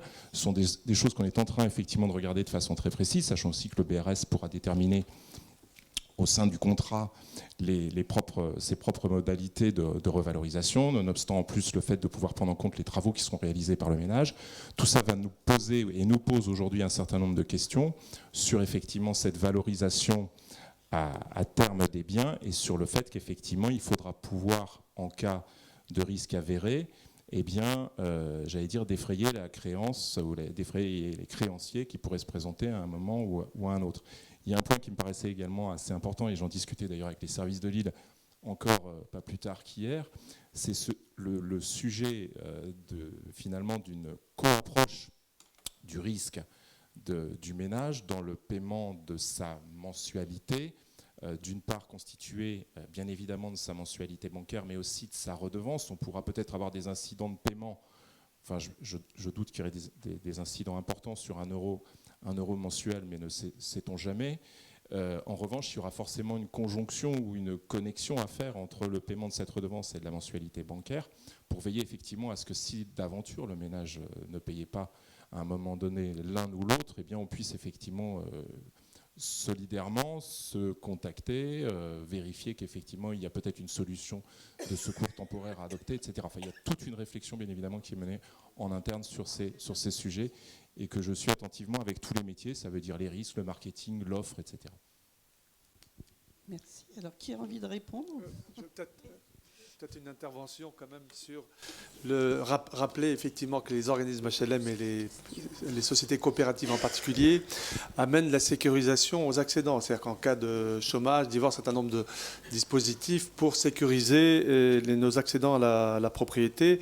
Et l'OFS, dans la mesure où l'OFS, on voit bien que rachète en dernier recours les logements. Aux personnes défaillantes ou aux personnes qui souhaitent en fait transmettre à des personnes dont les revenus ne dépassent les plafonds de ressources. Donc il faut qu'on travaille effectivement avec nos partenaires bancaires pour garantir, évidemment, on ne va pas faire un OFS si derrière nos clients ne sont pas garantis d'un financement en fait. Donc c'est tout un travail qu'on n'a pas encore entamé parce qu'on voilà, il fallait commencer déjà par le plus important et le plus difficile, mais il ne nous semble pas forcément extrêmement compliqué, compte tenu des garanties que l'on amène à nos banques partenaires, qu'elles puissent accompagner nos accédants. Et on a su les convaincre sur le PCLA, qui était également un produit assez complexe, dans la mesure où le prix n'intègre pas le prix du foncier, le prêt de toute façon sera inférieur à la valeur du bâti. Donc je dirais le prêt dans sa globalité sera garanti d'une manière ou d'une autre. Alors il y avait deux personnes qui avaient depuis longtemps envie de poser une question. Donc, Ou en fait de réagir. Martine Chanel, je suis chargée de mission à la métropole de Lyon et on travaille depuis un peu le début avec Audrey Lincoln sur ces questions. Je pense qu'on peut dire qu'elle a presque écrit l'amendement que j'ai porté. En tout cas, je trouve que si évolution culturelle on doit avoir, j'ai l'impression que ce n'est pas du côté des acquéreurs, mais du côté des professionnels. Car en fait, du côté des acquéreurs, la question de l'usage, comme l'a évoqué Thierry Repentin tout à l'heure, on voit bien que le fait d'être sur des notions d'usage est quelque chose qui parcourt profondément la société. Et puis même si je retourne en arrière, je suis désolée de toujours revenir avec notre spécificité lyonnaise, mais le démembrement de propriété existe depuis longtemps et dans des conditions extrêmement précaires pour le coup. Et on a plein d'acquéreurs aujourd'hui qui achètent des logements alors que le foncier ne leur appartient pas, parce qu'il appartient toujours aux Hospices civils de Lyon, qu'on a eu nos fameux, j'oublie toujours le nom, Pradel, Sureau, qui ont donné fin à cette histoire. Mais en tout cas, où les banques ne se posaient absolument pas la question, où il y a des gens qui payent une redevance, ils savent, sans vraiment savoir ce qu'il en est. Donc je pense que la complexité, il ne faut pas en rajouter là où il n'y en a pas, parce qu'en fait, pour les acquéreurs, il n'y a pas de complexité. Enfin, c'est juste un moyen d'acheter beaucoup moins cher, et ça, c'est l'intérêt. L'autre point que je voulais évoquer, c'est effectivement, moi je rejoins Imed sur les côtés, l'expérimentation sur 6 000 euros, 3 000 euros est flagrante, sans aide de la collectivité, juste sur un marché tendu. Par contre, on a un enjeu, et je reviendrai, quand on a travaillé sur les OFS, c'était au moment de l'habitat participatif, et on avait évoqué cette fameuse ligne dédiée à de l'habitat participatif, OFS ou autre, effectivement d'avoir quelque chose de la Caisse des dépôts, une ligne prêt dédiée à ces opérations. Parce que l'enjeu, évidemment, on immobilise de l'argent à temps zéro sur du foncier, ça sert à quoi de l'amortir à cette allure-là ? Évidemment que la mécanique, elle marche non pas avec les aides de la collectivité, mais avec un foncier amorti dans le temps, et notamment sur les secteurs tendus. Donc je pense vraiment qu'il faut insister là-dessus. Je trouve dommage qu'on insiste toujours sur la complexité, alors que ce qu'il faut, c'est que de notre côté, l'objet que crée Lille, il est simple. Voilà, vous travaillez avec des opérateurs. Non, mais on a été obligé d'y réfléchir parce qu'on n'avait pas l'outil bail réel solidaire. Et Frédéric Roussel et les autres personnes ont réglé ce problème. Je ne pense pas que ça soit si compliqué que ça. Et je pense qu'IMED devrait faire la preuve assez rapidement que de la même chose. Après, la gouvernance, je ne dis pas, mais pour le client en tout cas, c'est moins complexe qu'un PSLA, sans aucun doute. Voilà. Et bon, voilà. Je m'arrête parce que je prêche.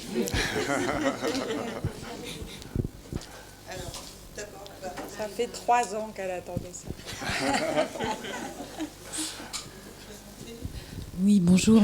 Béatrice Rouland, Expansiel, groupe Val-Office. Merci pour tous ces témoignages. Je pense qu'il est urgent en Ile-de-France qu'on s'y mette aussi. Parce que...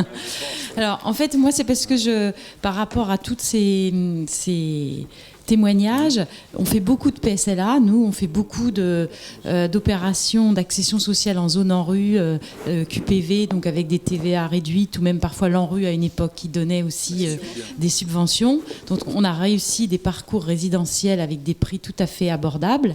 Alors j'écoute, effectivement, il faut être dans la pointe, essayer de trouver des solutions.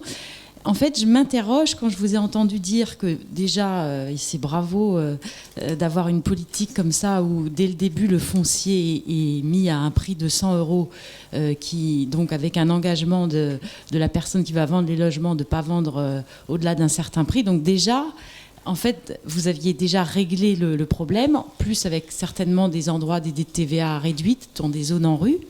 Donc en fait, j'essaie de me dire qu'est-ce qui fait que l'OFS et le montage en bail réel solidaire va être plus intéressant, mis à part le fait que j'ai bien compris l'idée d'un prix abordable, j'ai bien aimé ad vitam aeternam, en gros. C'est ça qui est tout à fait intéressant.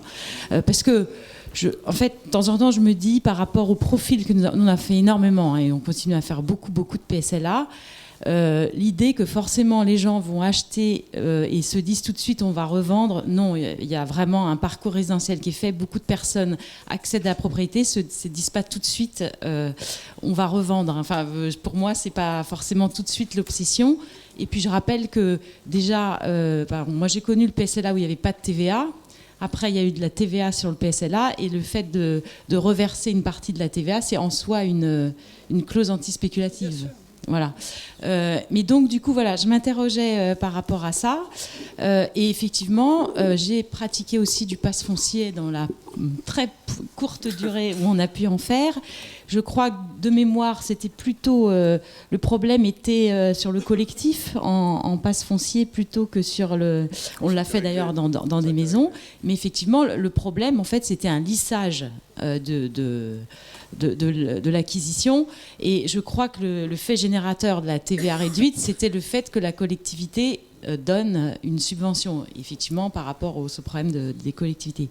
Donc, en fait, par rapport à ton témoignage, Imed, du PSLA, de comparer entre le privé et le coût du PSLA, il ne faut pas oublier que le PSLA, on exonéré taxes foncières pendant 15 ans, donc ça c'était tout fait aussi pour réduire la charge du futur accédant.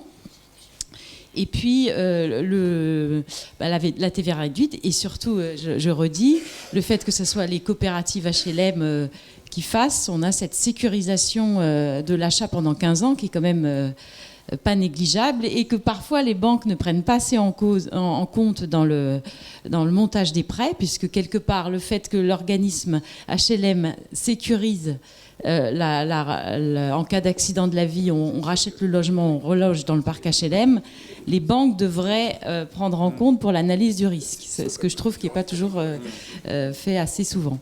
Donc voilà, c'était... Pour répondre, merci pour votre témoignage. Pour répondre très simplement, c'est ce que nous avons dit tous les trois, je crois, au départ. On n'est pas parti avec l'idée de créer un nouveau produit d'accession abordable à la propriété parce que le PSLA ne marche pas. On est parti avec l'idée d'un engagement politique des collectivités réel, un engagement qui n'est pas que politique, mais un engagement financier, qui coûte à ces collectivités de l'argent. Alors c'est vrai qu'au début du pass foncier, ça nous a chatouillé un peu qu'on nous dise il faudrait, vous pouvez le faire, mais il faut que la collectivité mette tant. Mais aujourd'hui, je crois que, en tout cas, beaucoup d'entre elles ont accepté l'idée qu'effectivement, dans une politique locale de l'habitat, il y a le soutien au locatif social, mais il peut y avoir aussi du soutien à l'accession abordable à la propriété. Donc on est face à des collectivités qui mettent déjà de l'argent. Et moi, je le dis toujours, il ne s'agit pas, avec l'OFS et le BRS, de mettre plus ni de mettre moins. Il s'agit juste, et c'est déjà pas mal, de mieux rentabiliser la mise publique. Et je crois que Rennes a dit exactement la même chose. Mieux rentabiliser pour deux raisons. Un, parce qu'effectivement, moi j'utilise souvent cette expression aussi, pour l'instant on fait du one-shot.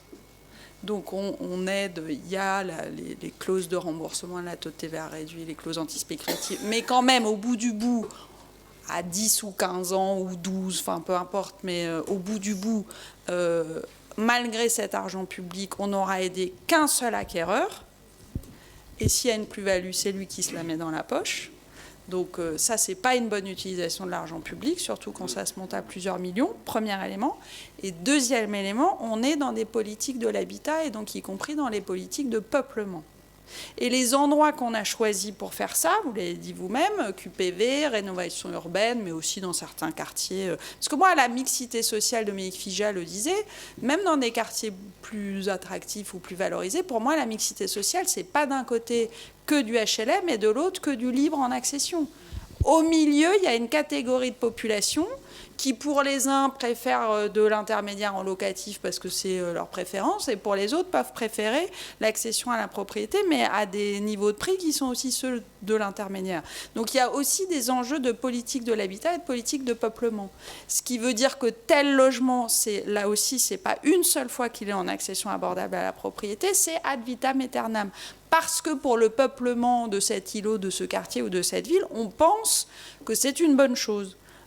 Par rapport aux catégories de population dont on parle, et chez nous, y compris par rapport à catégories de génération, parce que c'est plutôt du logement familial qu'on veut faire.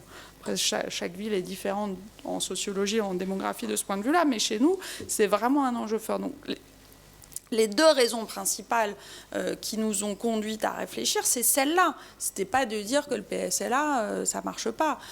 Et d'ailleurs, on s'est beaucoup calé sur le PSLA. Si on a fait de l'exode TFPB, enfin de l'abattement possible, c'est pour ça. Si on a fait le taux de TVA réduit, c'est pour ça. Si on a voulu chercher les conditions du PSTZ, enfin voilà. Donc, alors c'est vrai que moi, Bercy, parce que ça n'a pas été facile, je leur ai vendu le fait que à terme, sans doute qu'on irait se substituer au PSLA.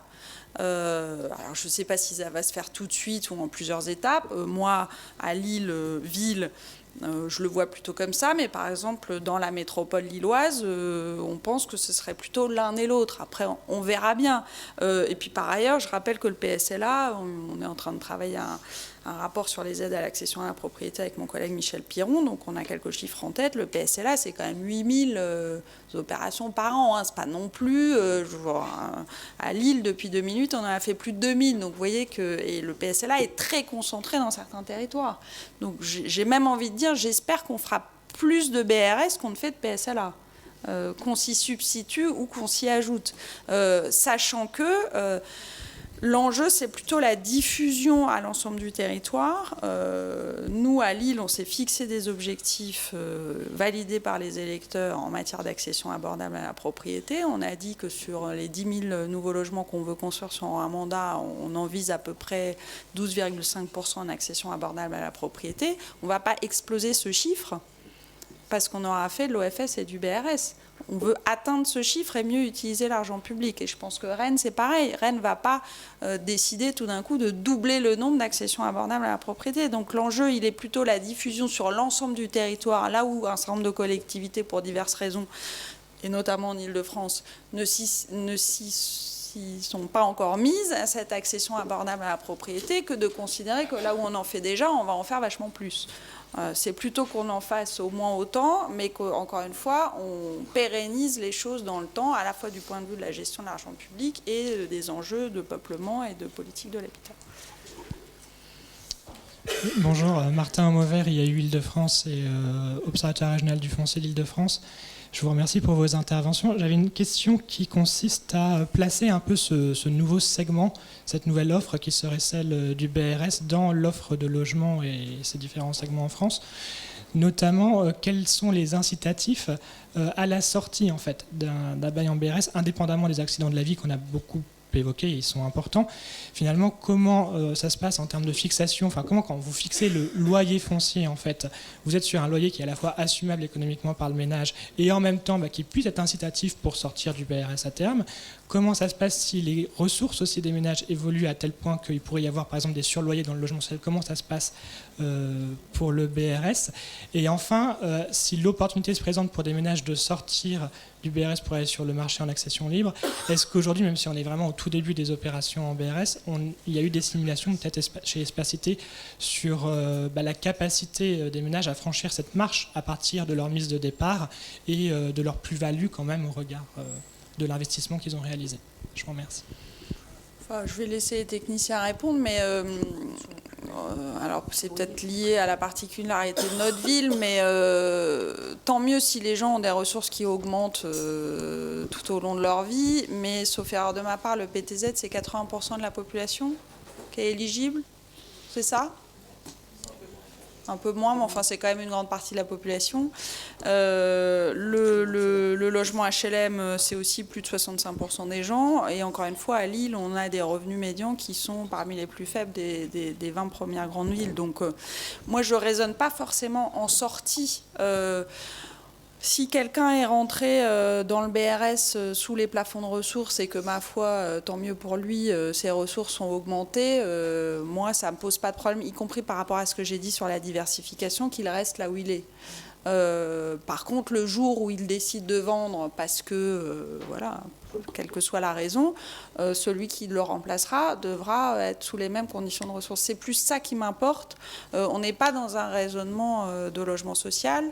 Et j'ai envie de dire, même par rapport au logement social, c'est l'équité qui nous fait pratiquer des surloyers. Mais du point de vue de la mixité, personne n'a envie de les faire sortir, en fait, ces ménages-là. On les fait sortir parce qu'on est en situation de pénurie. et que derrière, il y a d'autres gens qu'on n'arrive pas à loger. Mais fondamentalement, du point de vue de la mixité, moi, je préfère que dans un même endroit, on ait des gens qui aient des profils différents.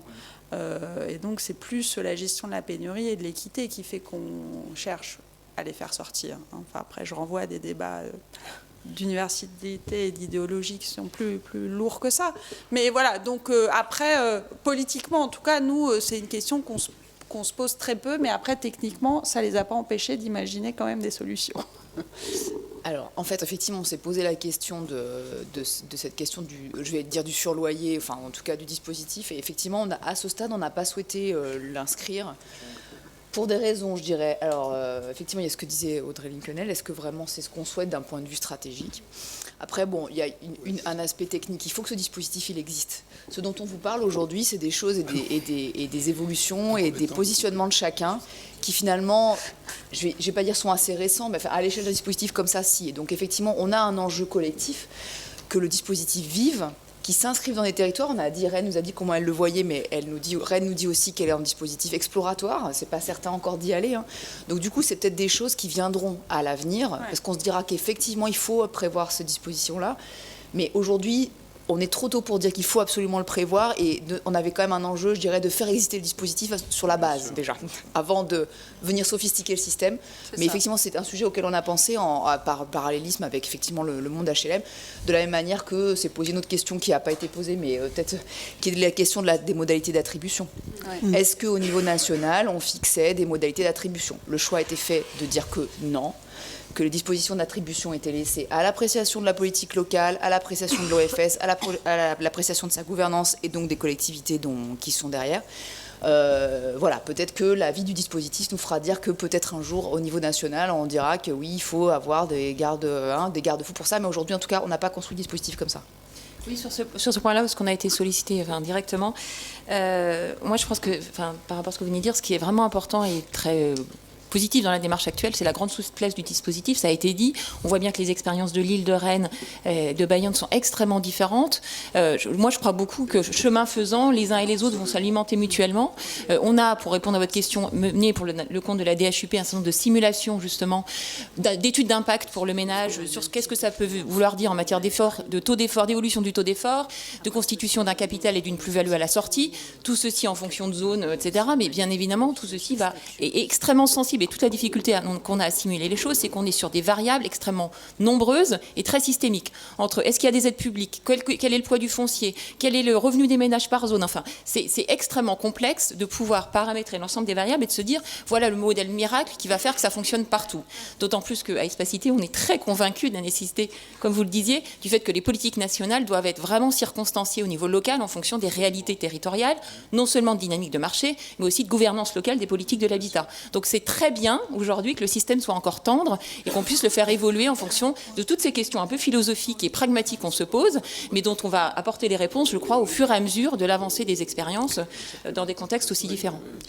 Je voulais juste ajouter, ça reste un produit d'accession. Je pense que c'est important qu'on se le dise. Dans le PSLA, quand les gens ont une évolution de leurs ressources, on ne leur dit pas de quitter le PSLA. Est-ce que l'idée c'est d'ajouter une brique dans le parcours résidentiel des chambres, de passer une telle facilité et une accession en pleine propriété à terre? Est-ce que c'est une nouvelle solution de logement ou est-ce que ça permet de franchir ce cap? Franchement, je ne sais pas si le fait d'être en accession en pleine propriété ou en accession sans être propriétaire du foncier. Pour avoir réussi sa vie, il faut avoir la Rolex et le sol. C'est pas comme ça qu'on a raisonné. Je ne sais pas si ça en vrai. Oui, Isabelle réagit. Non, mais le parc tournera par le jeu des mutations. C'est-à-dire qu'il n'y a pas de raison. Enfin, moi, je ne pense pas qu'il y a des raisons que quelqu'un qui soit propriétaire d'un logement en BRS reste plus longtemps dans ce logement-là que s'il était propriétaire d'un logement en pleine propriété. Donc, nous, en accession sociale, on gère les clauses antispéculatives, donc on gère toutes les clauses liées à la revente au moment des reventes.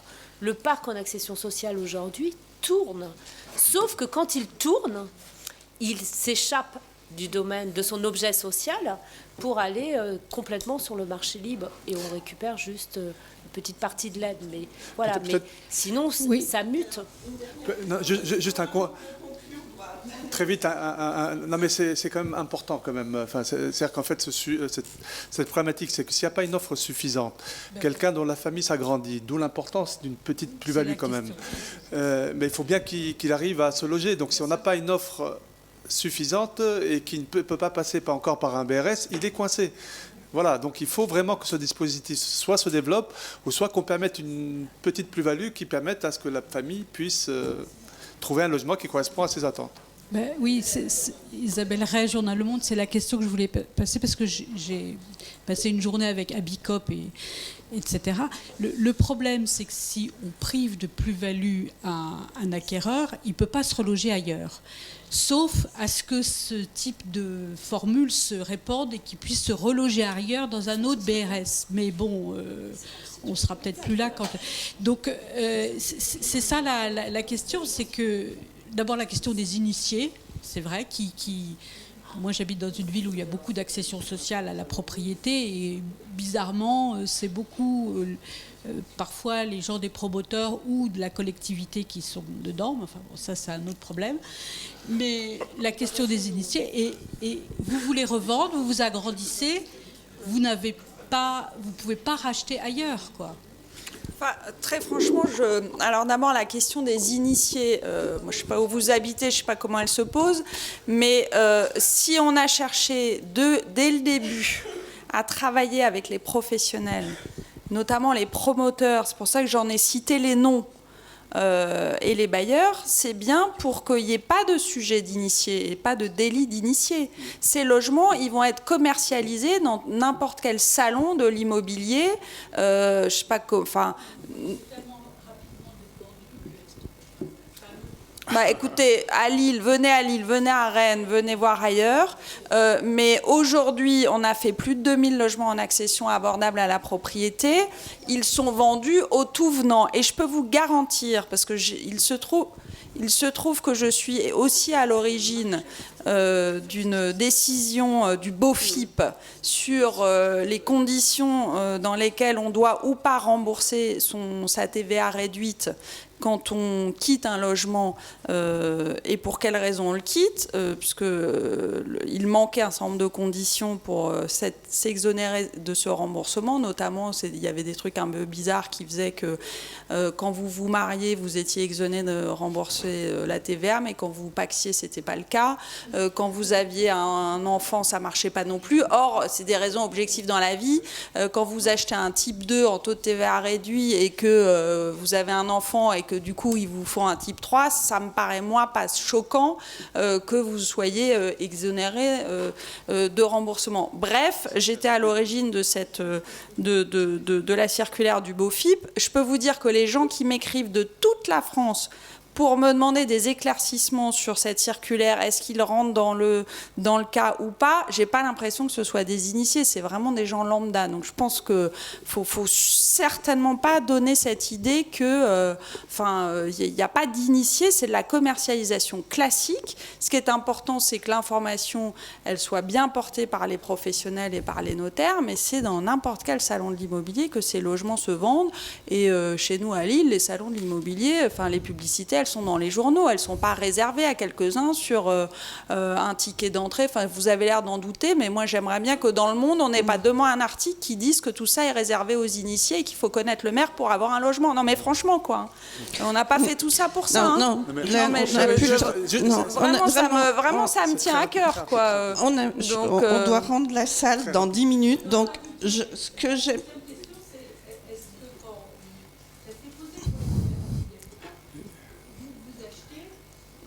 Oui, mais le BRS, il n'a pas été fait avec Abicop, d'accord ? Ce qu'on a dit tout à l'heure sur l'habitat participatif, j'ai parlé de ceux qui voulaient qu'il n'y ait pas de plus-value, Abicop en fait partie. Ça n'est pas le choix qu'on a fait dans la loi Allure. Sur les sociétés d'habitat participatif, on peut choisir le modèle qu'on veut et on a le droit de faire une plus-value. Certes limitée, mais on a le droit d'en faire une. Ça sera exactement la même chose pour l'OFS et le BRS. Et encore une fois, quelqu'un qui est dans les conditions de ressources, qui achète son logement en BRS, qui achète un 2 pièces parce qu'à ce moment-là, il est en couple sans enfant, qui a un enfant ou 2 et qui donc considère que son logement acheté en BRS ne lui convient pas, qui veut le revendre pour en acheter un autre. Dans les opérations que nous faisons, il y a des types 2, il y a des types 3, il y a des types 4. Il peut tout à fait se racheter un logement en BRS dès l'instant où il est dans les conditions de ressources. On lui demande de... Eh bien, s'il est muté à Rennes, il aura la chance de pouvoir le faire aussi. Et si grâce à vous, et s'il est muté à Biarritz, aussi. Et si grâce à vous, on en parle pour que toutes les collectivités aient envie de faire ça, eh ben, il aura la possibilité d'acheter partout, et tant mieux pour lui. Non, je vous engueule pas. Je crois qu'on a... Voilà, on a bien vu tout l'enjeu, c'est justement de diffuser cet outil et qu'il prenne une place très très large. Alors, il faut qu'on conclue, vraiment. Je suis désolée, Monsieur Robin. Mais comment vous envisagez au niveau de l'État, par rapport à cette mobilisation des acteurs, toute cette dimension de mobilisation des collectivités, des porteurs de projets, des financeurs, mais aussi des ménages accédant pour répondre à leurs questions, comment vous envisagez le service après-vote? Alors, je vais juste mettre 10 centimes dans la machine. Quand il revend, il bénéficie quand même, il a quand même constitué un capital qui en fait est réinvestissable dans un nouveau prêt et qui donc voilà, fait boule de neige. Bon, voilà. Alors, du coup, oui, effectivement, comment on envisage là-dessus? Donc, vous l'avez vu, effectivement, à la fois, il y a des textes qui sont en cours de sortie. Donc, effectivement, il y a du travail qui est en cours actuellement. Il faut être très, très clair. Nous, la façon dont on le voit, comme ça a été très bien dit, le terme de flexible, enfin de système souple, nous, c'est comme ça qu'on le construit. Et effectivement, aujourd'hui, on s'efforce du côté, en tout cas, ministère du Logement, d'être en relation le plus proche possible avec les acteurs qui se mobilisent pour voir comment ce dispositif est pris en charge chez eux, comment ils le font. Et donc, nous, on travaillera justement au cours de l'année qui vient et certainement au-delà de l'année 2017, parce que ça va certainement nous prendre un certain temps. Oui.